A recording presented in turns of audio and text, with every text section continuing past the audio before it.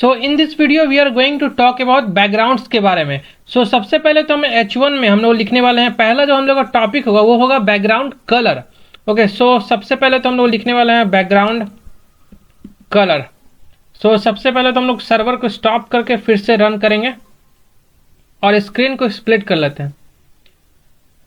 यहाँ पर हमें एक इनलाइन स्टाइलिंग में हम स्टाइल के अंदर लिखने वाले हैं बैकग्राउंड कलर रेड। यहाँ पर हमने बैकग्राउंड कलर किया और इनलाइन स्टाइलिंग में क्या दिए, बैकग्राउंड कलर रेड। मेरा जो प्रॉपर्टी है वो बैकग्राउंड कलर है और वैल्यू मेरा रेड है। तो यहाँ हुआ कि जो टेक्स्ट है ना, इसके पीछे जाके शो हुआ है वो बैकग्राउंड कलर। अगर इसका पूरा आउटपुट देखें तो कुछ इस प्रकार का आ रहा है। इसमें अगर हम चाहे तो कलर भी चेंज कर सकते हैं, लाइक टेक्स्ट का कलर हम व्हाइट कर सकते हैं। ठीक है, यहाँ पर जो टेक्स्ट का जो है ये कलर हो गया व्हाइट। मेरा जो प्रीवियस वाला वीडियो है वो पूरा इंटायर कलर पर ही बेस्ड है, जिसमें हम RGB तरीका फिर HSL तरीका से हम बताएं कि कैसे कलर को हम लोग यूज कर सकते हैं वेरियस वे। तो आप लोग इसको यहाँ पर इस्तेमाल कर सकते हैं। और मेरा जो अब जो नेक्स्ट टॉपिक होगा वो होगा बैकग्राउंड इमेज, जो कि बहुत ही इंपॉर्टेंट टॉपिक है। तो उसके लिए हम लोग इस्तेमाल करने वाले हैं इंटरनल स्टाइलिंग को। उसके लिए हम लोग टैग यूज करेंगे स्टाइल, और बॉडी में हम लोग इंटायर पूरे बॉडी में उस इमेज को शो करने वाले हैं। क्या करते हैं, इसके लिए हमको इस चीज को हम लोग कमेंट आउट करते हैं और उसका जो एक प्रॉपर्टी होता है बैकग्राउंड इमेज होता है। ठीक है, उस बैकग्राउंड इमेज में हम लिखेंगे URL। उस URL के अंदर डबल क्विट्स देना होगा और हमको बताना होगा कि वो इमेज एक्चुअली आपका स्टोर कहाँ पर है। तो उसका 2-3 तरीका होता है। एक तो वो इमेज आपके PC में स्टोर हो, नहीं तो आप कहीं पर भी इंटरनेट पर अवेलेबल हो। तो सबसे पहले हम इंटरनेट पर जो इमेज अवेलेबल है उसको हम आपको दिखाते हैं। लाइक इमेज, कोई भी इमेज, रैंडम इमेज ले लेते हैं, लाइक इमेज C। इस इमेज को हम लोग क्या करते हैं कि इसको सेव कर लेते हैं, सेव इमेज। इमेज को हमने सेव कर लिया, लेट्स सपोज इमेज 1।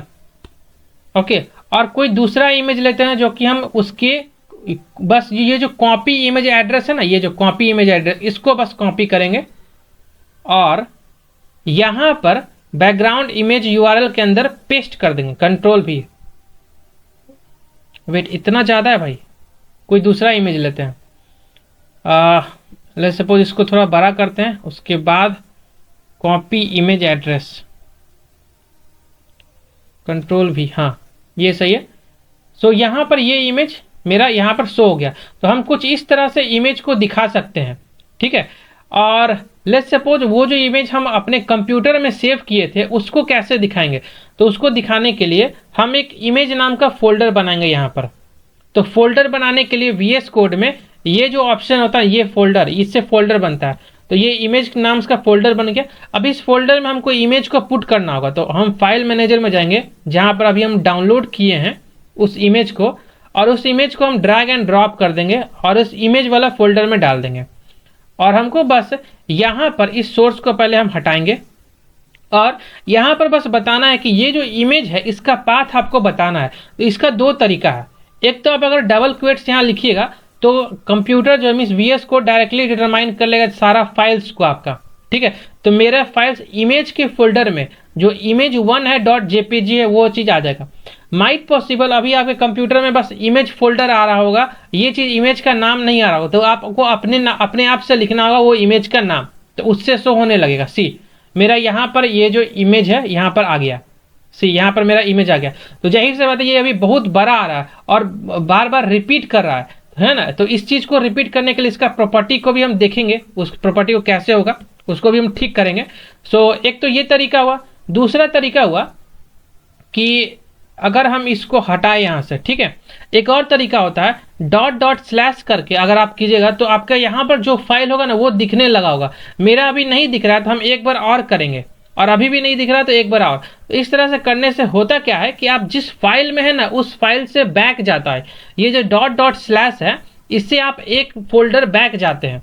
ठीक है, तो यहाँ पर मेरा जब यहाँ पर हम किए तो मेरा सारा फाइल यहाँ पर जो भी है वो स्टोर है वो यहाँ दिखने लगा। उस इमेजेस के नाम पर जो image1.jpg हमको यहाँ पर लिखना होगा, अभी वो चीज आया नहीं, तो image.jpg आप इस तरह से भी दिखा सकते हैं अपने इमेज को। मेरा अभी भी वो इमेज दिख रहा है। अब क्या करते हैं, दूसरा प्रॉपर्टी को इस्तेमाल करते हैं। एक तो हम लोग लिखने वाले हैं बैकग्राउंड रिपीट, बैकग्राउंड एक प्रॉपर्टी होता है रिपीट, जिससे वो चीज़ रिपीट नहीं होगा। ठीक है, तो यहाँ पर देखो कि यहाँ पर मेरा पहले रिपीट हो रहा था, तो अभी रिपीट नहीं हो रहा। ठीक है, एक तो ये चीज़ हो गया। दूसरा हो गया कि आप बैकग्राउंड के साइज को भी डिक्रीज कर सकते हैं। ठीक है, बैकग्राउंड साइज एक प्रॉपर्टी होता है जिसमें लेट्स सपोज हम कर देते हैं 30%। तो 30% होगा कैसे कि जितना मेरा विड्थ है ना, मीन्स पूरे मेरे कंप्यूटर का, उसका 30% भाग में वो शो होने लगेगा इमेज। सो ये जो बैकग्राउंड साइज है ना, बहुत इंपॉर्टेंट। इसका दो प्रॉपर्टी, एक है कंटेन और कवर। सो कंटेन और कवर हम किसी और दूसरे वीडियो में कवर करेंगे, क्योंकि वो बहुत ही इंपॉर्टेंट टॉपिक है। इमेज को अरेंज करने के लिए वो बहुत इंपॉर्टेंट होता है। बाकी इसके अलावा और सब प्रॉपर्टी देखते हैं।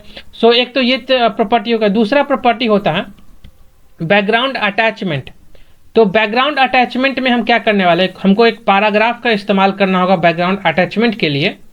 तो यहाँ पर हम एक पैराग्राफ यूज करते हैं और इसमें एक हम रॉलम जो डेमो कोड है वो है, इसको क्या करते हैं, इसको कॉपी करते हैं और एल्ट शिफ्ट और एरो डाउन को हम मल्टीपल टाइम करेंगे, तो ताकि ये चीज इस तरह से आ जाए। सी इस तरह से। अब हम क्या करने वाले हैं कि इस पैराग्राफ को है हम क्लास देते हैं। लेट्स सपोज हम पैराग्राफ का क्लास देते हैं और यहां पर आके पैरा के अंदर इसका जो विड्थ है ना, हम 300 पिक्सल करते हैं। तो इसका देखो, इसको हम थोड़ा अभी हम कमेंट आउट कर देते हैं। अभी हमको इमेज का जरूरत नहीं है। सो इस तरह से अगर हम विड्थ 300 पिक्सल किए ना, तो कुछ ये इस प्रकार से दिखने लगा होगा। ये जरूरी है दिखाना, क्योंकि हमको बैकग्राउंड अटैचमेंट पढ़ाने के लिए दिखाना बहुत जरूरी है। तो एक प्रॉपर्टी होता है बैकग्राउंड अटैचमेंट। ठीक है, बाय डिफॉल्ट हमेशा ये, अच्छा पहले इसको दिखाने के लिए हमको इमेज दिखाना होगा। तो इमेज लेट्स सपोज यहाँ पर हम दिखा दिए, यहाँ पर इमेज कर दिए और इसको हमको यूज करना होगा नो रिपीट, ताकि ये बार बार रिपीट ना हो। चलो यहाँ पर क्या हुआ, इसको इमेज को थोड़ा छोटा करना होगा। तो इसके एक अच्छा वेबसाइट है, एक नाम है pcm.photos करके नाम वेबसाइट है। इस पर क्या होता है कि इस URL को कॉपी करना है और मेरा जो यहाँ पर इमेज है ना, उसको यहाँ पर पेस्ट कर देना है। तो यहाँ क्या होता है, जब भी हम रिफ्रेश करेंगे ना, तो एक नया इमेज आएगा। सी जब भी हम रिफ्रेश करेंगे तो एक नया इमेज आएगा। सी इस तरह से।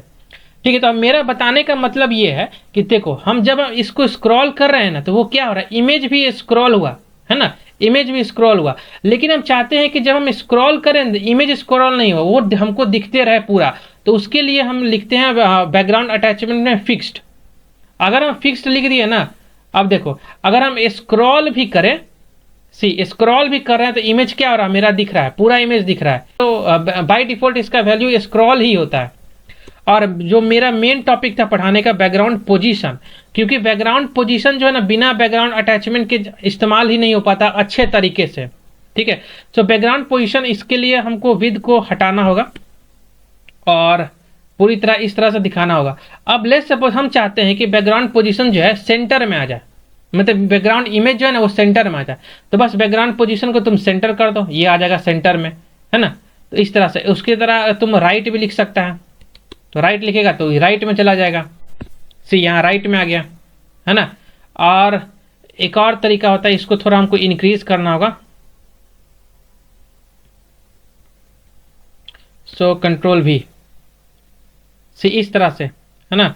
अब क्या करते हैं कि इसको तुम दो वैल्यू भी लिख सकते हो। दो वैल्यू, क्या क्या दो वैल्यू, लेट्स सपोज हम लिखते हैं राइट में टॉप पर चला जाए। देखो राइट में टॉप में आ गया, है ना, इस तरह से।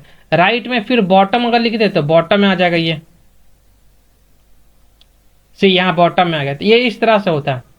एक दो और प्रॉपर्टी होता है जो एक्चुअली वो बहुत ज्यादा इस्तेमाल नहीं होता है। ठीक है, तो ऐसे हम लेकिन बता देते हैं। अगर तुमको उसके और बारे में जानना तो एक W3 वेबसाइट है, उस पर हमेशा जाके देखते रहना वो चीज, लेकिन ऐसे बता देते हैं। एक होता है लीनियर ग्रेडियंट। लीनियर ग्रेडियंट में 3 कलर तुमको देना होगा। तुम कोई भी 3 कलर दे सकते हो। हम रेड, येलो और ग्रीन देते हैं। ठीक है, सो तुम 2 कलर भी दे सकते हो, 3 कलर भी, इस तरह से। तो इस तरह से ये कॉम्बिनेशन तुमको दिखेगा। एक हो गया लीनियर ग्रेडियंट, एक होता है कॉनिक ग्रेडियंट। ठीक है, तो कॉनिक कुछ इस प्रकार से तुमको दिखेगा। फिर एक होता है रेडियल, ये रेडियल ग्रेडियंट होता है ये। ठीक है, तो कुछ इस प्रकार से ये चीज दिखता है। तो यहां तक तुम्हारा हो गया कंप्लीट बैकग्राउंड के बारे में। एक बचा बैकग्राउंड का साइज। तो हम तुमको बताएं बैकग्राउंड का साइज हम नेक्स्ट वीडियो में बताएंगे।